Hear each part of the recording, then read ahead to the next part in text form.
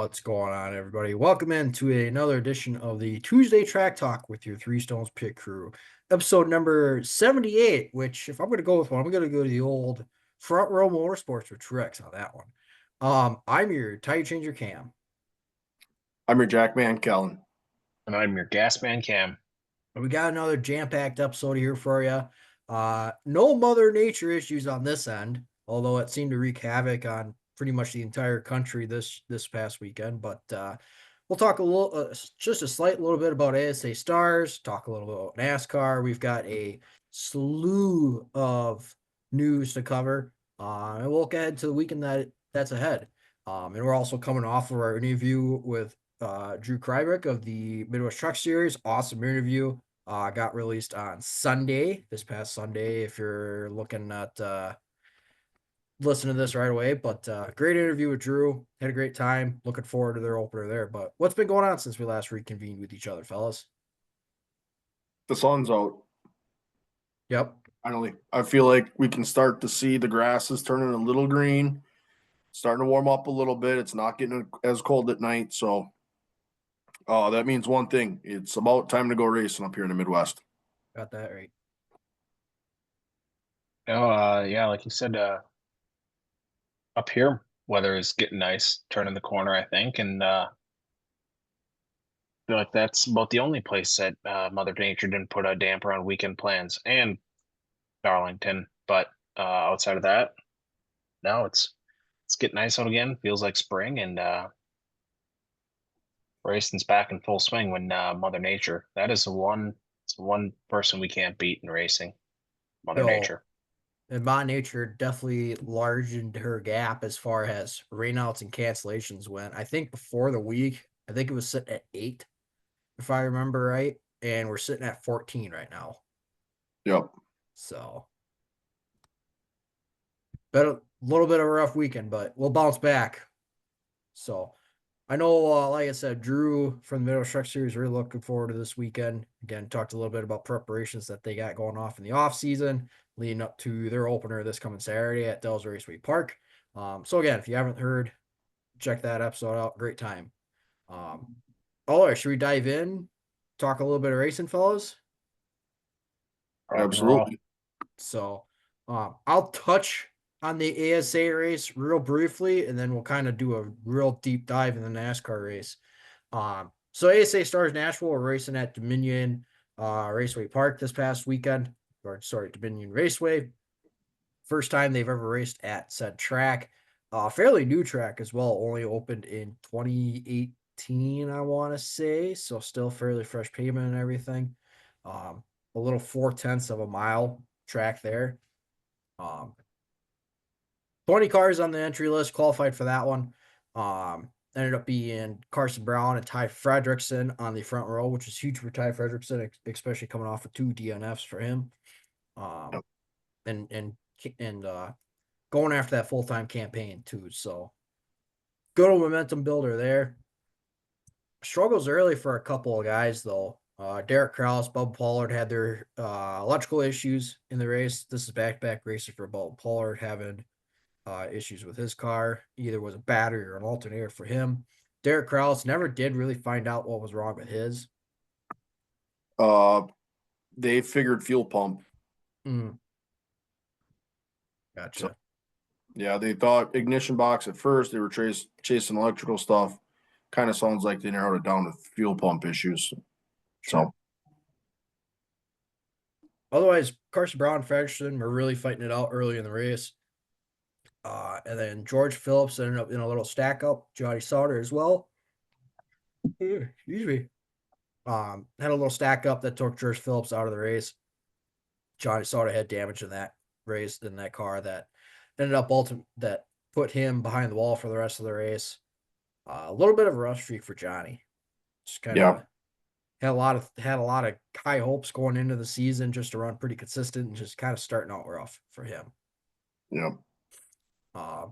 Long green flag runs in this race. There weren't very many cautions. I shouldn't say it. There were 6 cautions in this one, but 2 of them were for the stage breaks. Some single car spins, or there was a couple for stalled vehicles, whether it was for Fredrickson or Pollard or whatever the case may be. yeah, like I said, long green flag runs.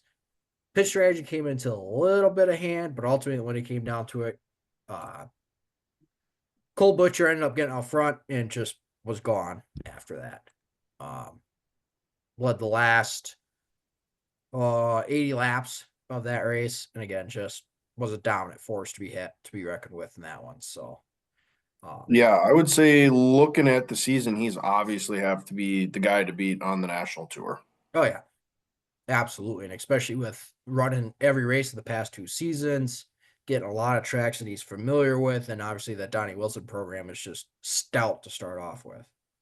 Absolutely. So, yep, early contender for going to be a major threat to win that championship this year. So, real quick, touching on the top 10 of that race, Cole Butcher ends up winning it. Derek Thorne, big charge from him, going from 15-2. Same with Jake Garcia, who went 16-3. Carson Brown goes from the pole to 4th. Dawson Sutton 5th.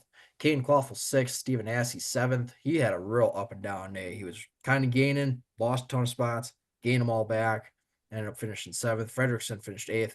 Austin Nason 9th, and Matthew Craig was 10th. That one. Yep. That's 50% of your field.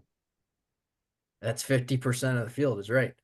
It did. And 50% of your field and about 75% of the finishers. Pretty close. Yeah. It did. Dominion does look like a nice facility. It is a nice facility. Yep. It looks, Absolutely. when you look at the grandstand, the box, like a box suite type at the top of the grandstands along with the big video board. Looking at that facility, they do have grounds to be able to host big tour races like that. So looked like a really nice place. Yep, for sure. Definitely be interested to see if they go back. Hope for a larger car count as well. Maybe bring in a few local guys as well to run that race. So I'll say ASA will be. nonetheless.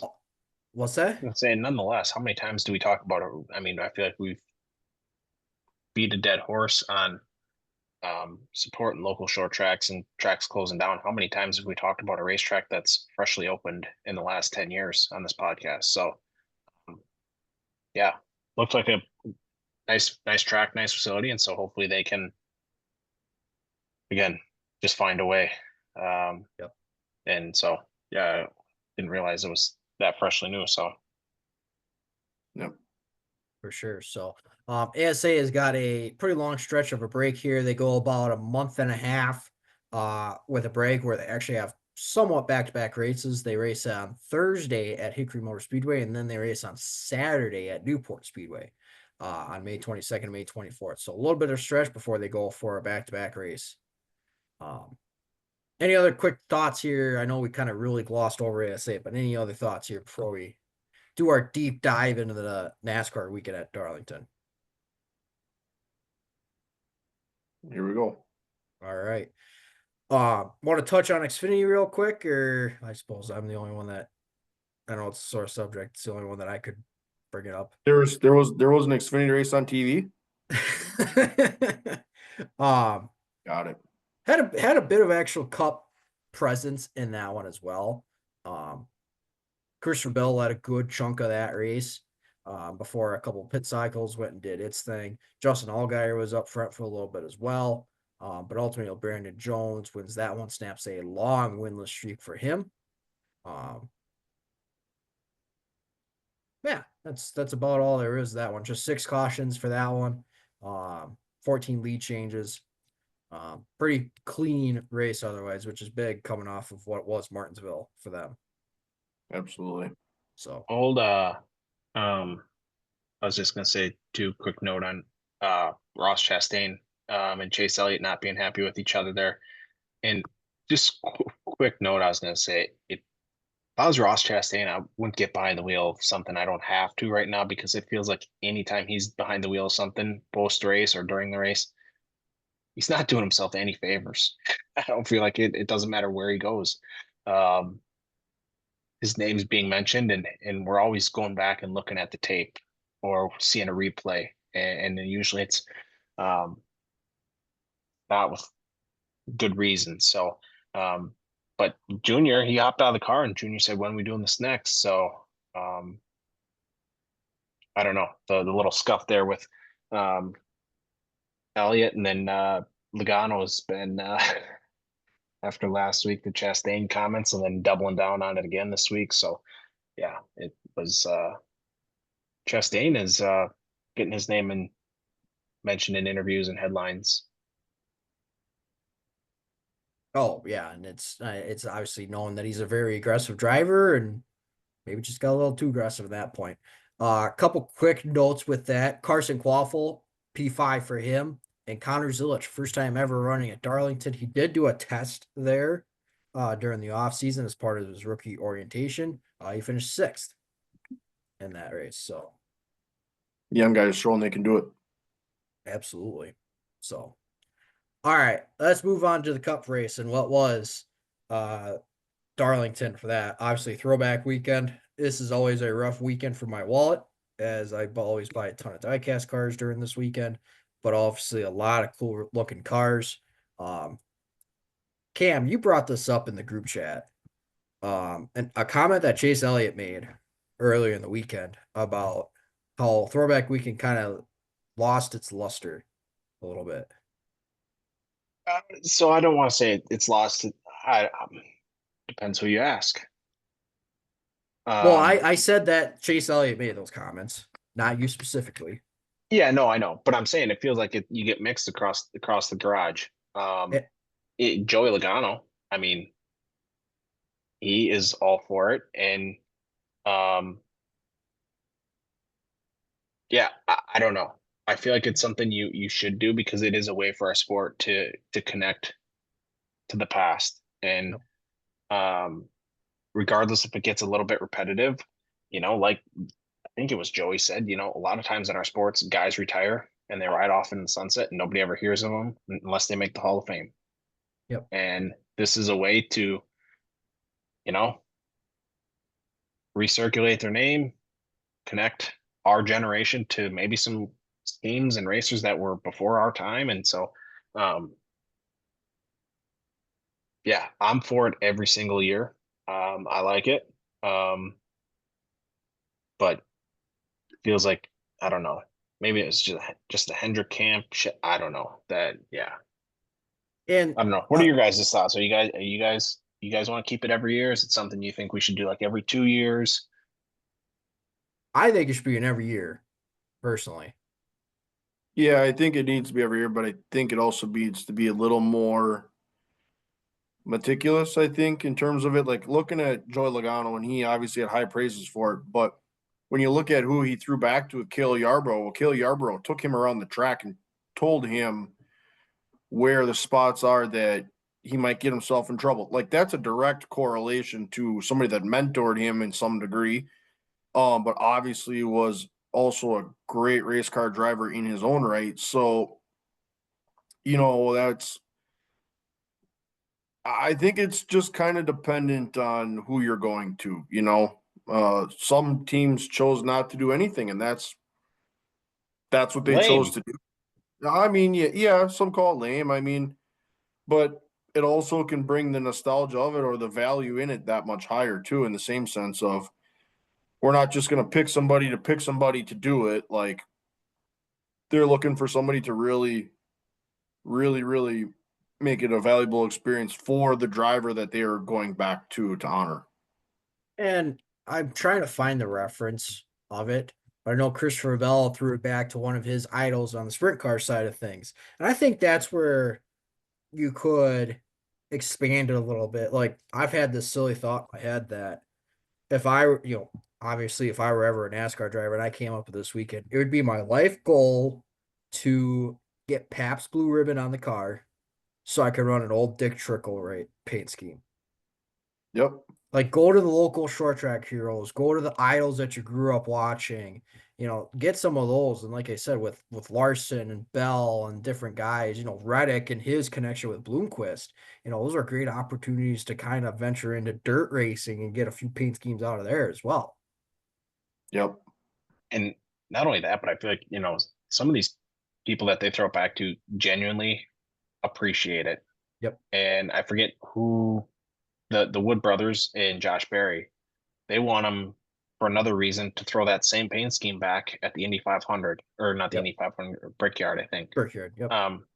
So I don't know. I think it's cool for those people that feel, gives them an opportunity to feel appreciated to, in whatever aspect, their contributions to the sport, whatever. And so, yeah, I don't know. And then for like people like us, it kind of connects the past to now. And for us, it, if anything, gives us a little bit of something to research. Where did that paint scheme come from? Who drove it? Leads into, what they do, their career, stuff like that. So I like it. I've got 3 thoughts. One, it's also good for the fans, which Kozlowski pointed out. He saw a lot of old race gear and old pit crew shirts and everything like that. So it's as much of an experience for the fans as it is for the drivers and teams. Yeah. 2, Wood Brothers continues to dominate on throwback paint schemes. But when Yep. you've been running for 75 years, you got a lot of paint schemes that you can throw back to. Yep. And 3, and I had a third, and I lost my third thought with it. Oh. God bless it all. It's locked up. Yeah. Oh, it gives sponsors an opportunity as well. You saw it in the Xfinity race, or no, in the Cup race with Zane Smith, Long John Silver's. They kind of got to go to their old logos and stuff like that. I know Ty Dillon had an old grocery store chain that kind of threw Yep. onto theirs. So it gives sponsors an opportunity to say, hey, I'd like to do an old throwback car that we used to be in. Yep. So Yeah, for sure. that's just my thoughts on it. Don't hate it, don't love it. We can keep doing it. It's the I'm right kind of weekend to do it, though. Yeah, I'm kind of a little indifferent on it right now. It is the right weekend to do it, absolutely. Timing's perfect for it, but yeah, I'm a little indifferent on it right now. So Ender. Run it back every year. all right, so let's dive into the race a little bit here. Boy, I tell you what, it started off with a bang. Literally, Kyle Larson comes in 4 laps into that race and just loses it off a 2 and into the inside wall he went. All right, hold on, back up. Let's talk even before the race here. We got sleeveless Biffle burning it down on pit road in the pace car. So And kind of going off of that, they do bring some of those guys back to the booth, which I think offers a unique perspective as well. Yep. I think it's cool to get those guys involved in that aspect, but yeah, for sure that was funny to see. I just caught that clip on Twitter. timeout. One thing I do gotta add to that point, it is cool that they bring him back in the booth. And I was out getting a quick walk in for the first couple laps of the race, and so I threw in my AirPods and I was listening to MRN, and they interviewed Biffle right away. And something we got to figure out how we can do it. But one of the races he said he wants to start doing again is, I don't know if it's was the lemongrass something, but all he described it as, yeah, just me and 4 or 5 of my buddies, we find an old beater and we take it to the track, and it's like a 24-hour race. And Well, 24-hour lemons. yes, that's what it Yeah, is. 24-hour Yeah. lemons. Yeah. Yep. And he's like, yep. He's like, I want to start doing more of that. And the guys in the broadcast were confused, and they're like, what is it? And he's like, yeah, I just grabbed 4 or 5 of my buddies. And he's like, we actually pulled it off, took the lead at 2:30 in the morning, and never looked back. He's like, just grab a beater. And I'm like, I don't know what the qualifications are to enter that, but I think the 3 of us might fit that. I think Some Cletus buddies that McFarland has a little bit to do with that as well. If you know what, I'm going to look it up because now it's going to bother me. I want to say it's at the Freedom Factory. he just Well, raced the Freedom. Biffle did one at his someplace on dirt somewhere that Cletus did run, but Cletus had his Freedom 500 at the Freedom Factory on Friday night. Biffle ran it. Said he Biffle, had her. Said he Waltrip. had her up there and got a flat tire. Ruined the night for the old Crown Vic. Their pitch for the 24-hour lemons, endurance races for $500 cars. So, all right. I'm just gonna throw this out there. I took my car in, and the trade-in value is just over $500. So check the box on. We got a beater. We got 3 drivers. Thing is, if we can limp it down there,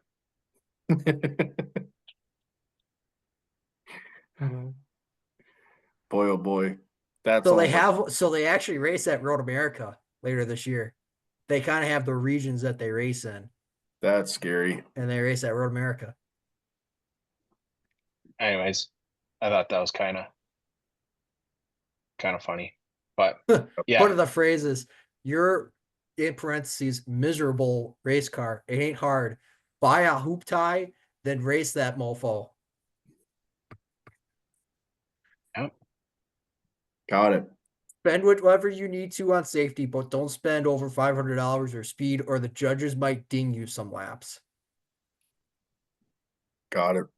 From but turnkey builds to hopeless disasters, it's out there just begging to race. yeah,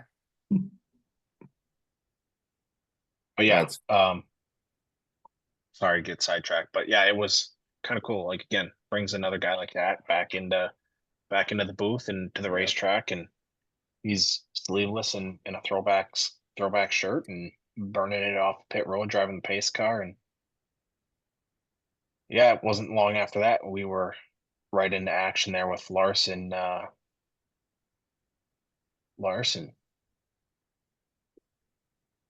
he Just can he's on top of the mountain one week and just disastrous another. it, yeah. he's literally the definition of live and die by the sword. Yeah. Yep. Yep. And to this day, I will say this: he gets more breaks in the sport than any driver in that field. He can wreck anybody, and he gets the most break. Literally, if you throw some of his mistakes and what he does, somebody else does it, we would be on here bashing him. Yeah. Dude goes for broke every week, and he smashes a fair amount of shit up. But but we still just Kyle Larson though. Yep. I'm curious. I mean, really, outside of that, it was a fairly tame race. It was a snoozer. Falling asleep Well, there. when you get William Byron leading the first, what was it, 234 laps? 230, 234, 243, whatever it was. It was a 3 and Yeah. a 4. I can't remember which order. Just an insane number of laps. And really, Was outside of the barrier rack, right away to start stage 3, RIP to my fantasy week. Um, it really was pretty tame. Yep. But one thing that came into play, and given the first 2 stages where cautions kind of played out as it did, the tire fall off. Yep. And then that guys. strategy of pitting early and gaining ground that way was huge. It's blurred. It's blurry. Oh, come on. Kyle Larson and the Terry Labonte scheme. Oh my god. Come on. Well, I, he I'm wrecked last year too in a Terry Labonte scheme. Yeah. The old Kellogg's. The old Kellogg's machine. Yep. Yep. yeah, to your point. Sorry, get sidetracked there. I was mind boggled. What was it? 5 laps into the race, we're coming down the road, down pit road, and putting freshies on. Yep. And I'm going to tell you guys something. Anybody that's, I don't know if anybody's ever thrown it out there. We've just mentioned it like, oh yeah, for Darlington be a championship racetrack. Could you move it there? Championship race. What we saw today is no different than an option tire. The way that track eats tires, Now, it's no different than an option tire. It's all tires, but a fresh set is no different than an option tire at Phoenix. I'm not disagreeing with that fact. I just don't want an option tire. I just don't want 2 tires. I want the option tire to be the tire. That's all I want. I just wanted to throw that out there. I'm not debating tires today. Anyways, not only did Larson have some issues, but we had some We had some internet issues there. That's don't get to talk about that too often. You want to talk about living and dying by technology? Yeah. Like crew chiefs were scrambling. Crew chiefs and engineers were scrambling. You Wonder know, if- the SMT thing with the internet and the SMT, you know what? Maybe we need to take this away once in a while. These cars are so even all the time, and now you can look at throttle traces and brake points and how hard they're driving in or if they're saving or not. Let's do away with that for a couple of weeks. Go back, no pun intended, but go old school and just have the spotter tell you, Yeah. hey, you're getting beat here. They're lifting here. They're hitting the gas here. Yeah. It gives it more of a short track feel. Yeah. You got to drive in deeper. Well, I can't. Okay, what do we got to do to the car for you to get to drive in deeper? Make the spotter do his job and give you information rather than just low, high, Lap clear times. lap Yeah. times. Yeah. Wonder what country was hacking that data. Stop. Stop. Stop. No, but I don't know if we were talking about this, if I think it was with Drew. I mean, you do want to talk about and whether it was online or offline, but you want to talk about, which is so true and you don't think about it. We complain about passing at tracks. Well, boys, we can't complain because, oh, you want to know how Denny Hamlin's driving? All right, we'll grab his data and here you go. You can Yep. look exactly where he is hitting the throttle, hitting the brakes, and all right, there you go. Do the exact same thing he's doing and nobody will pass. Like, Yep. yeah, That's why I say take it away. Yeah. for real. Get rid of it. Couple instances that came up as well. Speaking of Byron, Hocevar gets pinched by Byron, who pinches Herbst, who gets spun into the wall there. And then the Brad K situation. So I was actually out getting my food when Brad K spun, lost his lug nut, somehow kept the wheel on the car. Yeah, I can't figure that one out either. He never lost the wheel, so it technically Yeah. isn't a penalty, correct? Well, it depends on what you want to consider the lug nut. Right, but I'm just saying it's not the wheel coming off of the car. Correct. Could you do the same thing as like one of the lead blocks, Yep. the weights? Same Yep. idea there. But that brought out a very untimely caution for a bunch of guys because they let it run however many laps. Excuse me. Let them run however many laps to throw everybody off and really shook things up from there. Right. He had a good day going and it wrecked his day, unfortunately. Yep. I mean, it was just the end of his day. He just never could recover from that because he Well, just it took him 3 laps just to crawl back around to pit road. correct. Just kind of a helpless feeling. Yep, 100%. So, when they did get back to going though, that stage 3 definitely shook things up a little bit. Ryan Blaney. I mean, I don't mean to toot his horn because he's my guy, but boy, was he on a tear. Without the caution, he wins that race without a doubt. Well, and the thing is, though, too, is that Harvick says it all the time. Blaney's probably one of the best long run drivers out there. Whatever Yep. it is, those cars are set up for long runs, and he's an absolute missile on long runs. But the reason you see that is because he keeps having to drive through the pack in order to get up front.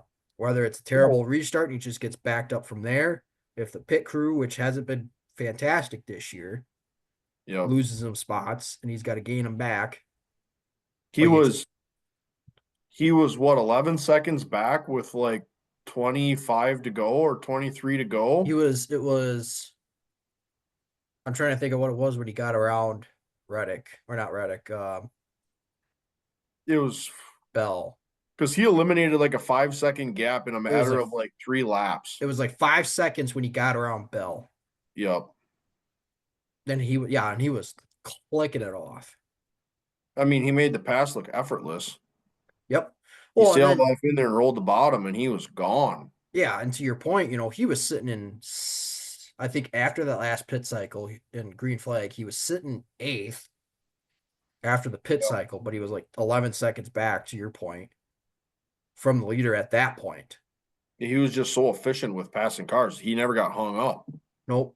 And he could wrap the bottom of 1 and 2 just so good. Yep. So, and Ultimately, that last caution caused him the race. 100%. And I put it in the group chat when it came down to it. I said, this pit crew is not going to win him this race. Came out fourth. Yep. And then the restarts, like I said, he gets jumbled up on restarts. He ended up losing another position off that. Yeah, he ended up finishing fifth, didn't he? Yep. Yeah. So, but Reddick also wasn't helping his case at all. I mean, he's another guy that lives or dies by the wall like Larson, and he met the wall a couple times. Well, that's where, don't get me wrong, Blaney was lights out fast, but Reddick kept catching the wall, and that made the time gap shrink that much quicker. Yep. I think that's just part of that. We talk about the old Darlington stripe there. Sometimes the old stripe grabs you a little bit too much there for Reddick, and somebody who, again, like you said, him and Larson are, you want to throw two names that are, there's a track where you can run 2 inches from the wall. There's two guys that you can guarantee are going to be up there, Larson and Reddick. And yeah, yeah, the old Darlington stripe, and just got a little bit too close there for him. And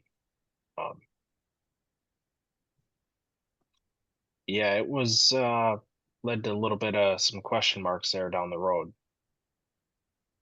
But before we jump into the question marks that you're talking about, that's 2 years in a row that Reddick has raced himself out of a win between the race last year with Chris Buescher and now this one. Yeah. Do you think even though if I don't know that I don't know if he ran perfect laps there down the stretch, did he have enough tire to hold Blaney off? No. So, no. Even if he ran, because I mean, he was losing anywhere between 0.3 and 0.8 of a second per lap. So Yeah. even if he would have ran laps where he was only losing 0.3 of a second per lap, he still would have been caught, I think. Yeah. Blaney just carved his way through everybody. Yep. And he had those fresher tires because he pitted, I think it would have been 8 laps after Reddick. Yep. They played the strategy 100% correct. And whatever the case may be, I don't know what Blaney was doing, but he must have been really taking care of them tires because I mean he had a ton left. Yeah. I think he threw an option tire on. Give you an option. Yeah. I mean, ultimately, what it comes down to is it comes down to the Kyle Larson, Bubba checkup.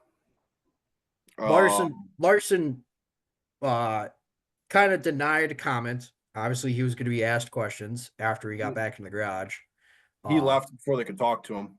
Correct. But Cliff Daniels came in and said that Larson felt bad because he checked up because of Reddick. Then it was pretty much all on him. Yeah, he just said they were trying to stay out of the way of the leaders to stay low. Larson checked up to make sure he didn't get into Reddick, but he didn't know that Bubba was right there and that he slowed down that much. Yep. So, yeah. Tough scenario. Correct. I just love that we get talking a little collusion again. Yeah, I mean, And there was I saw not only that, but the old 77 intentional spin.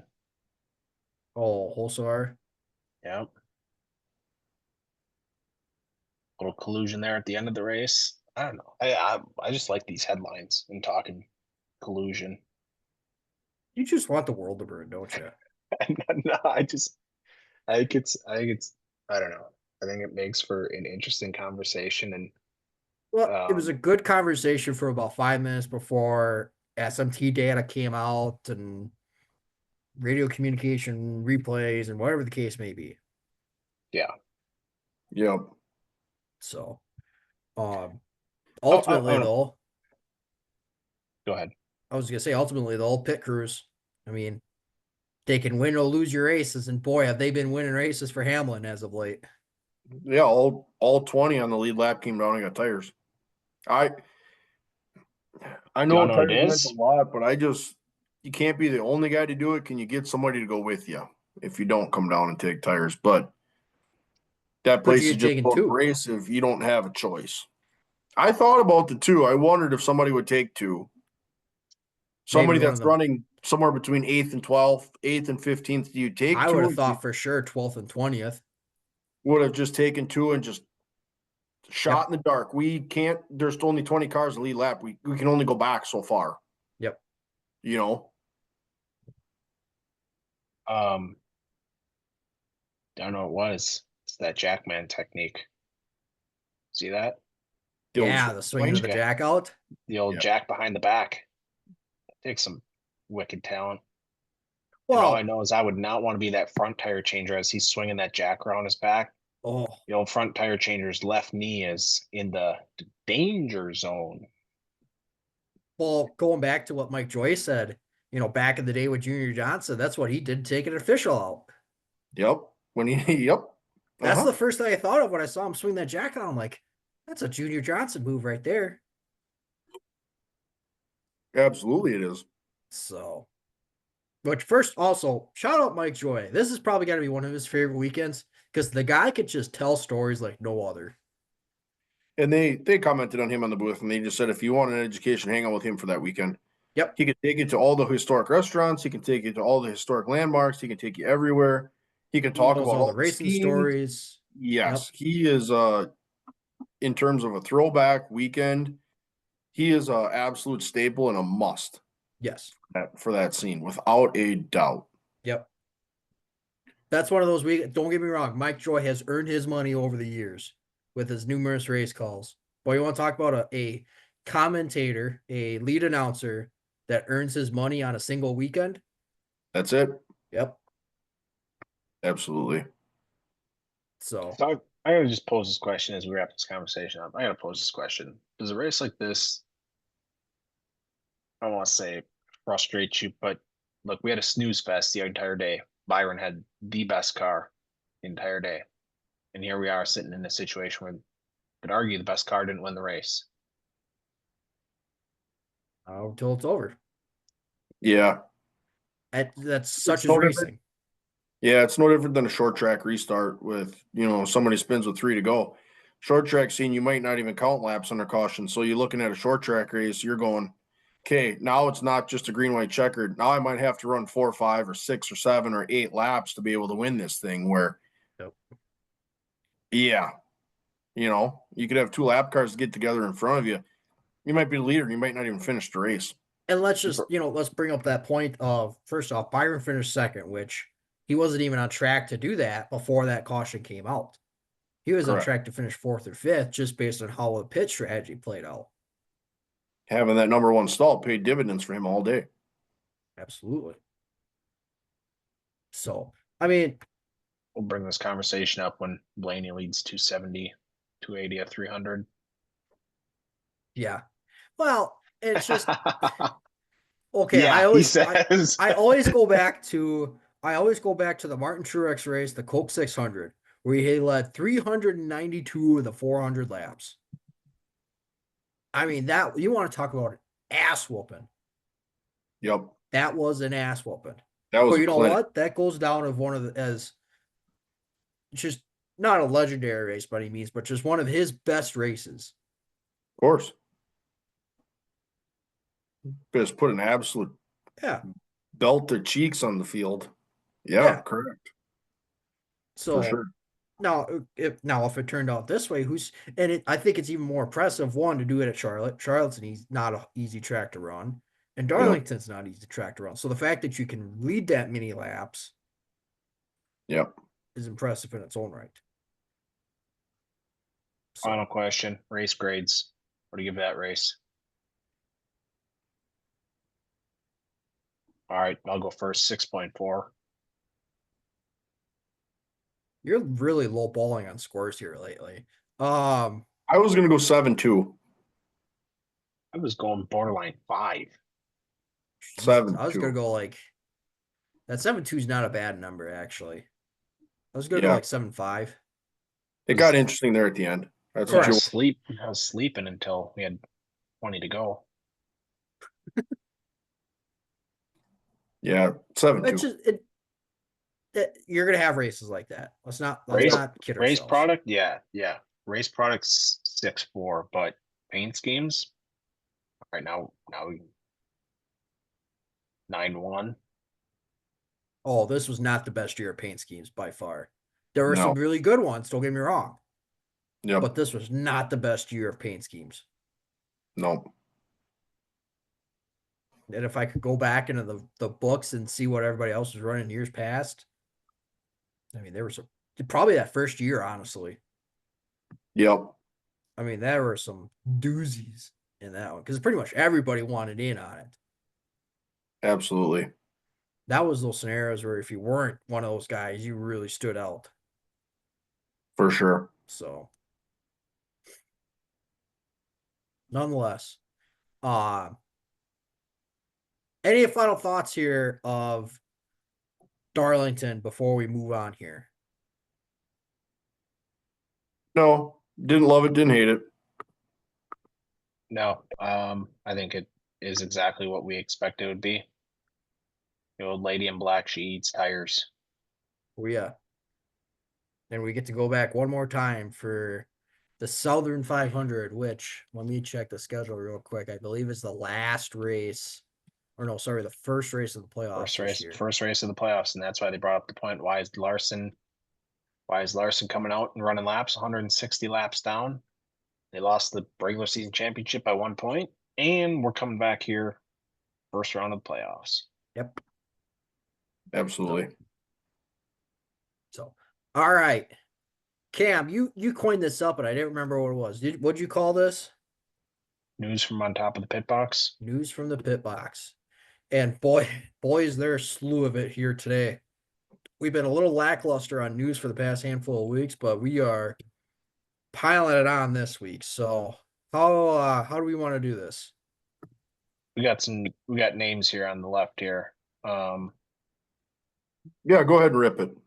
Yeah, I'll get right in here first. Dale Jr., first off, kudos to him. Had his name in the headlines all week for plenty of reasons. So Dale Jr. getting back in the headlines. So another lawsuit too. So that's love that. But anyways, Dale Jr. announced as brand ambassador for High Rock Vodka International. So there will be exclusive High Rock Dale merch there. Which, correct me if I'm wrong, that was the partner for Allgaier. No, that was Traveler Whiskey. Travel. Oh, got That it. was Chris Stapleton's. High Rock Vodka has sponsored his Xfinity cars every once in a while. Was also a big part of the Cars tour the first year that he bought it. Yep. Got it. Scratch that. But anyways, there's going to be some High Rock Vodka and Dale merch being released soon. So another Dale Jr. note here. He is going to run the number 8 Sundrop with the Cars tour at Tri-County in October. So just drop that paint scheme again. Just another good looking paint scheme of that Sundrop number 8. So and always good news when Dale's back in the car. So he'll be at Tri-County in October. Hopping over to some local Wisconsin news and Midwest news and the dirt side of things. As of Wednesday, April 4th, Soybert Calf Ranches and Brent Larson Motorsports part ways. Soybert Calf Ranches, again, a staple with the Rocket One house car. It will continue to support Rocket One with B-Shep. So parting ways with the B1 Bomber and going more probably going with the team they're going to win a little bit more with there with B-Shep and Rocket One. As we always do, bouncing all over the place here, some NASCAR moves. Steve Phelps is announced as the commissioner of NASCAR, first ever in our sport. And then we have Steve O'Donnell, who was announced as the president of NASCAR. So we got some speculation, some storylines about what's behind that, what's coming down the pipeline. Nobody knows, but stay tuned. Not necessarily the first commissioner ever, just first time in a long time. Yep. And corrected. Poor knows And the hard then part. And then on some fun news here, old Cletus McFarlane, he announces he will run the ARCA races at Bristol and Talladega per his Stacking Pennies podcast appearance, and has some interest in trucks and Xfinity prep for the Daytona 500 run. Just going to take his time though, but is announced here that he is going to be back, screaming around Talladega and Bristol like a bald eagle, at Talladega and Bristol. So he is a hoot, and yeah, just puts Yeah, eyeballs on sports. So yeah, he kind of going off of that. He said his goal was the 2028 Daytona 500, but then he realized, and I listened to the interview. He said some of these guys that can just buy rides, he goes, they go out here and as he says it, him being himself, they just go out here looking like idiots. He goes, and I'm not going to do that. Yep. So he just said he's going to take his time and when he feels right, and he obviously has a very good race coach in Greg Biffle. Biffle is his mentor. Obviously, those two have come very close since the North Carolina disasters that they worked together on. So he's got a hell of a driver coach. He's racing with Rhett Jones. They got a good program in that ARCA program. So he's hopping behind some good equipment. So I could appreciate the taking his time part of it. yeah, I can yeah, appreciate that. for sure. which we all know Cletus has been brought up a fair amount due to the Xfinity, of buying rides and no respect, and all that whole conversation. So somebody who I'm pretty damn sure he could buy his ride if he wanted to, Oh, yeah. and Absolutely. get out there and do what do what Helio did at the 500. He could for sure do that next year if he wanted to. But kudos to him, Yeah. taking his time. Real quick, obviously this is years down the line. This is just a speculation question for you guys. If he does run the 500, who does he run the 500 with?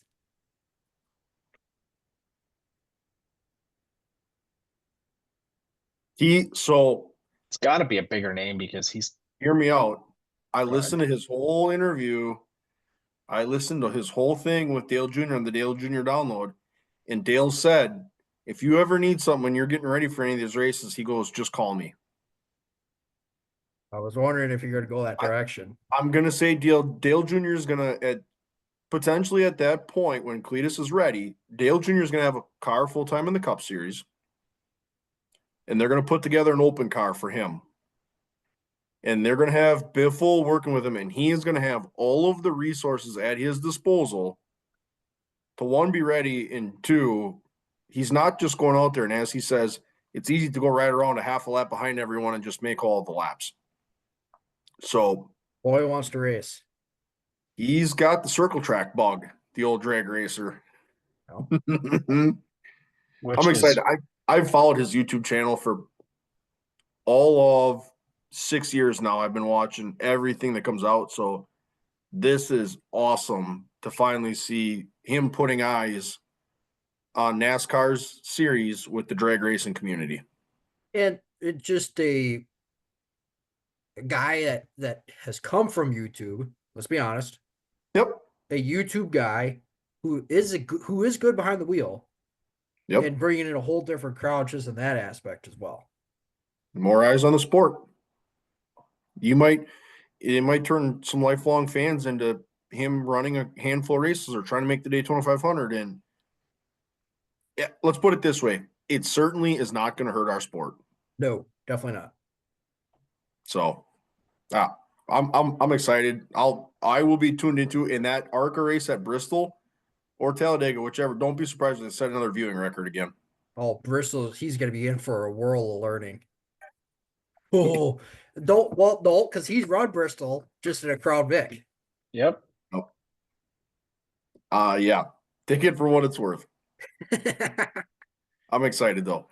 All right, back to the news. Joe Gibbs Racing, they add Robert Cheddar Smith as the car chief for Ty Gibbs ahead of Darlington. So that was ahead of the Cup race on this Sunday. Obviously, that car showed some improvement in performance. So maybe a direct correlation there.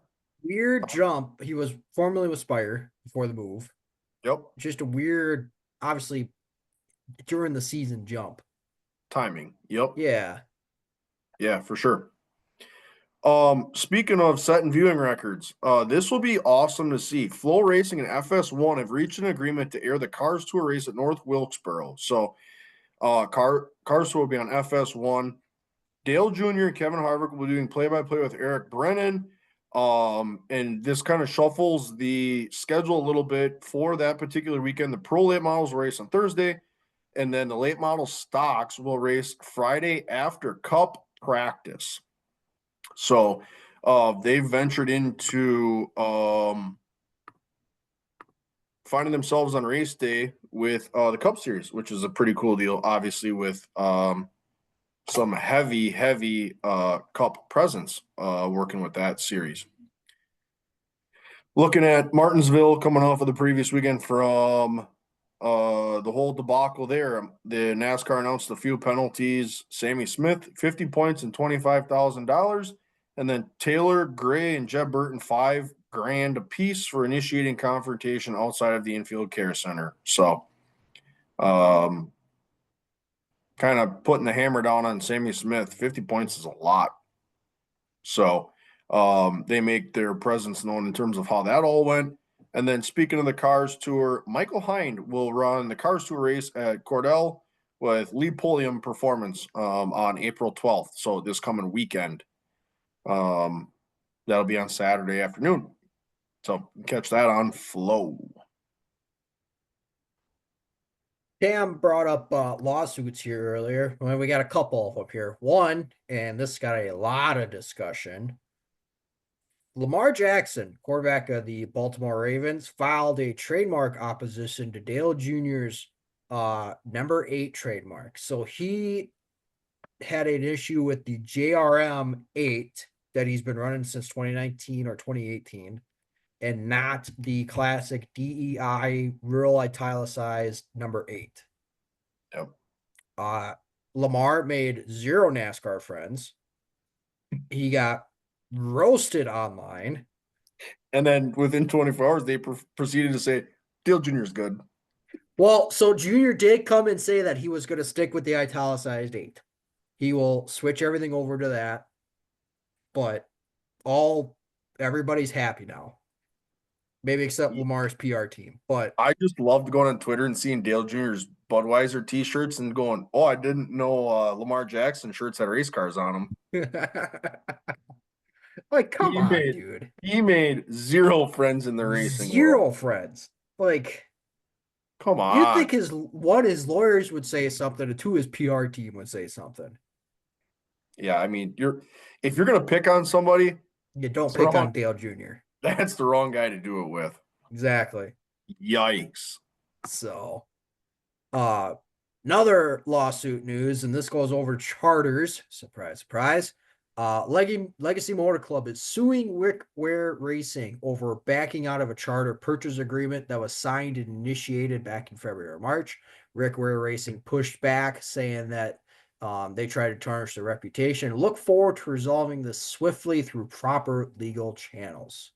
So it sounds like the old Legacy had plans to add another car. Yep. Interesting one, might say. There's just charter agreements. And again, I go back to NASCAR saying that this is something that the teams wanted, and NASCAR had nothing to do with it. And now the teams are fighting amongst each other. Yep. Shocker. So, all right. Connor Zilic, just talked about him in the Xfinity series. He'll be making a second Cup start for Trackhouse Racing, the Coke 600 in May, in the number 87 car sponsored by Red Bull. So basically the same car that he ran at Circuit of the Americas. Just going to be running the Coke 600, which that'll be another welcome to the Cup Series, buddy. That's a long race. Him. Yep. So should be able to at least do what that team is doing right now. So yeah. So, One-way Trackhouse is keeping their name in the news. yeah. Zillich. Well, the only reason. One thing that I'm really going to be looking forward to this year, as I was last year, Kyle Larson obviously announced that he'll be doing the Indy Coke 600 double again, termed the Hendrick 1100. Prime Video has jumped on as a sponsor for Kyle Larson on both the Indy car and the Cup car. They'll also be doing a documentary on him. Yep, which I will definitely tune into once they do that. Keynote, Lionel Racing came out with a 2025 version of the 2-pack, the Indy car and the diecast car. I have my pre-order placed. Jesus. So, again, it was not a great week for my wallet. They Did were going to you notice any jumps in those diecast prices or no? Oh, yeah. Yeah. Oh, yeah. Big T word hit those too. Well, and they were open about it as well. Yeah, I will say that. The old Big T tariff. Well, okay, so Lionel Racing is the official diecast producer of NASCAR. I'll just jump into it real quick. They did come out and publicly say, due to the tariffs, that they will be adding a 5% surcharge to each order. They were very open about it. They said the prices themselves weren't going up, it was just the surcharge. So they were very open about it. I'm still buying my cars. Going back to the Amazon, the Prime deal with Larson, they had a contract last year to do a documentary on him, but the rain screwed that up. So basically, what Prime did is, quote unquote, extended that contract another 12 months. So they're still planning to do the documentary on him, and his test session is coming up here. I think it's in May. I believe Usually it's in May. beginning of May is end of April, early May is when everybody starts getting ready for it. So his test session is coming up here shortly. I wouldn't be surprised if they use a lot of last year's footage just as a here's what happened last year. Yep. Welcome to this year. For sure. So last bit of news here, a little sad, but still on the bright side of it as well. Shocked a lot of people. Jacob Allen is stepping away from driving duties on the Shark Racing team. Been a part of that team since he started racing, really. That's his family-run team there. Even though he will not be behind the wheel, he will still be involved working on the cars for Shark Racing. So most notably, he'll be working with Logan Schuchart a lot more. Yep. So, yeah, that was kind of stepping back, citing family reasons, and a guy can understand that. Yep. Yeah, for sure. So, really cool dude to chat with when we were at Davenport as well. I mean, the dude stood in the rain to take pictures and talk with us. We go, "You ready to race?" And he goes, looks good to me. Roll him out there. He was ready to go. It was just him by the trailer. We just kind of ventured up. Hey, guys. Yeah. Super good conversation. Casual dude. Very easy to talk to. Didn't took time and just it was half raining and he's like, "Yeah, sure." We just kind of stood there for 5 minutes. That was pretty cool. Yep. So cool deal.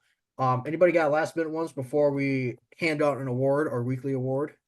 Let's just check the tech quick. I would assume we'd be getting pretty close on that one. Where's my good friend, Mr. Bob Pockris? Oh, one thing I want to point out here.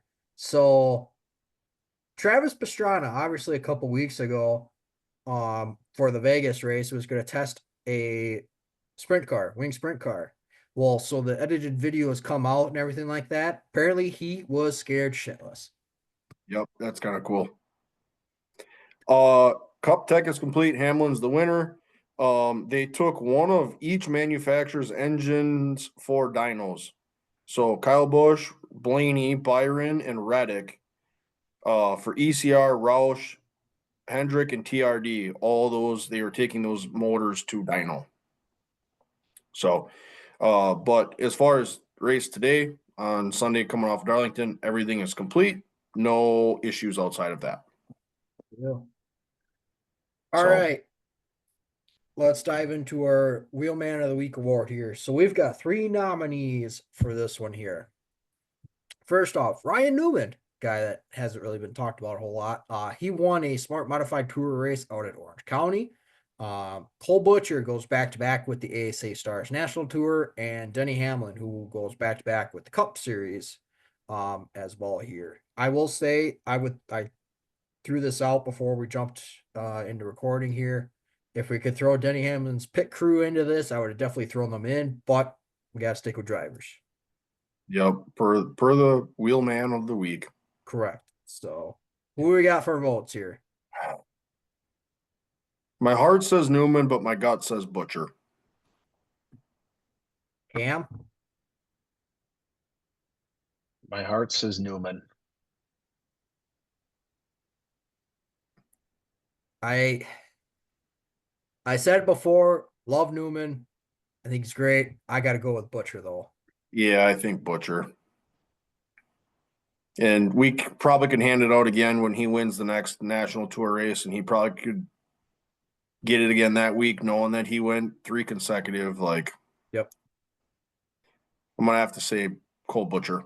I'm going to go Butcher. Danny Hamlin's not done winning. He'll Nope. get it later. I just think he's not done winning. Like I said, his pit crew has been winning him won him the 2 races. Yep. Good for Newman though. Majority. Let's not forget the fact that Newman's a certified wheelman in his own right, but And just glad that he's out doing something. he's also not done winning either. He's got good help with him on the Smart Mod Tour as well. Yep. So there you go. Cole Butcher, wheelman of the week.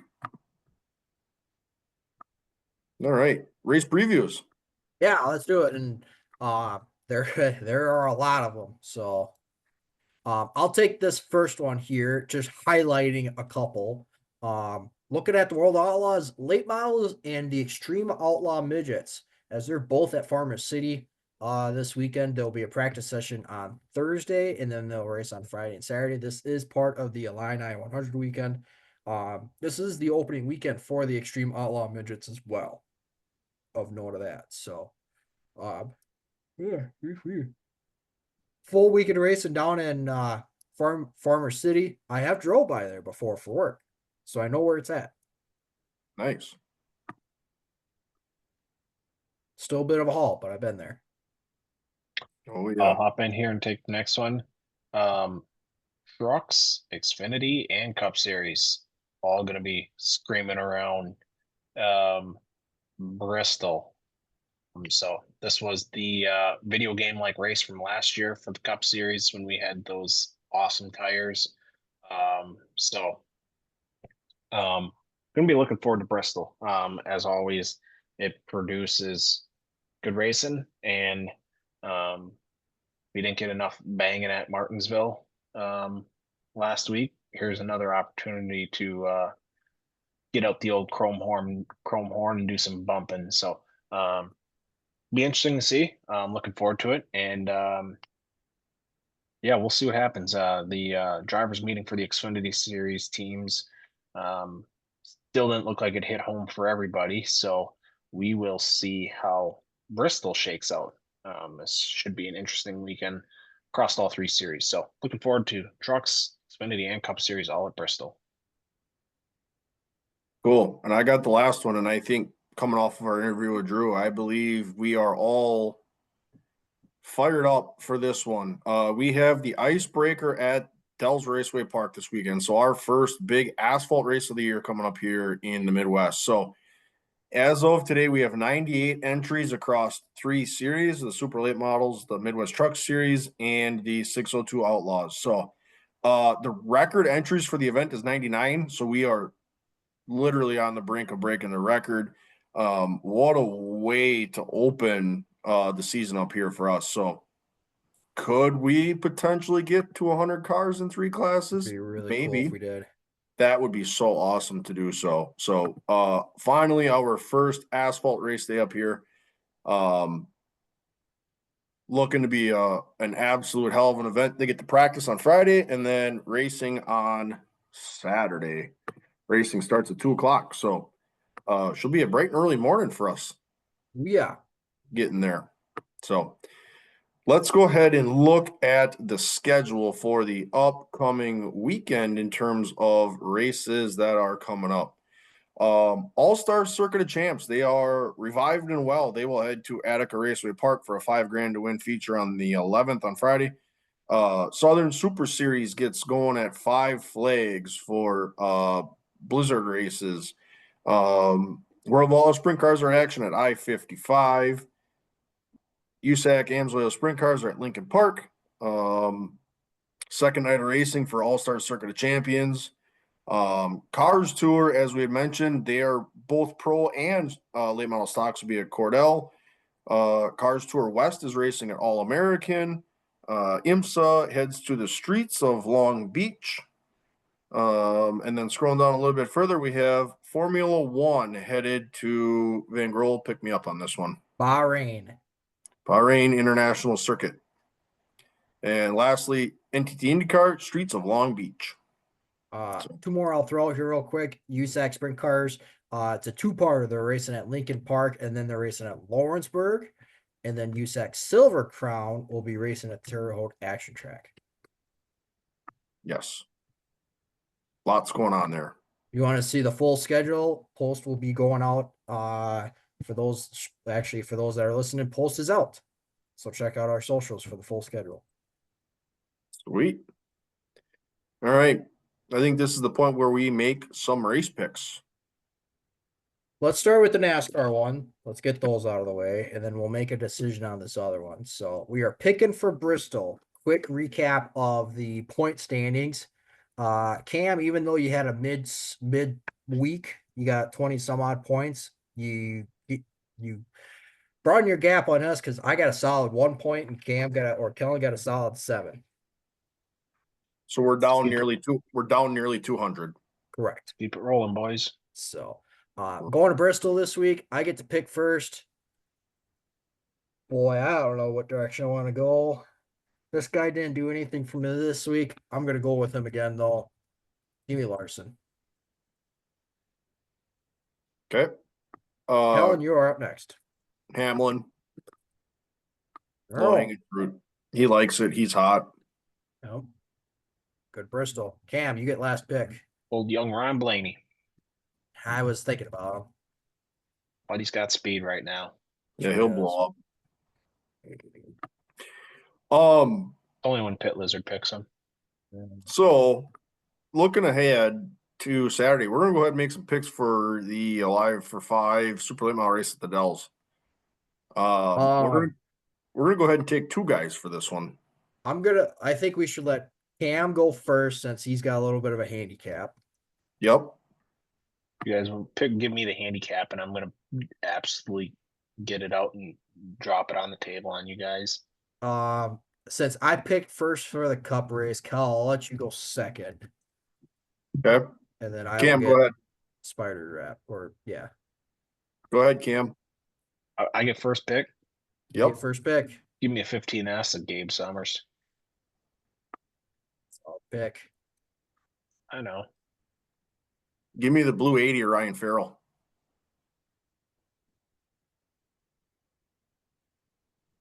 Or you're gonna give me 2 back-to-back here, 2 solid ones. Well, give me Fenhouse.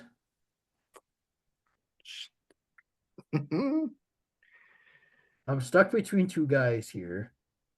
I know who I would pick if I were you. I'm gonna go with old Freddie as my second. Okay. So Kel, you're up next. Give me. I'm kind of stuck actually between 2.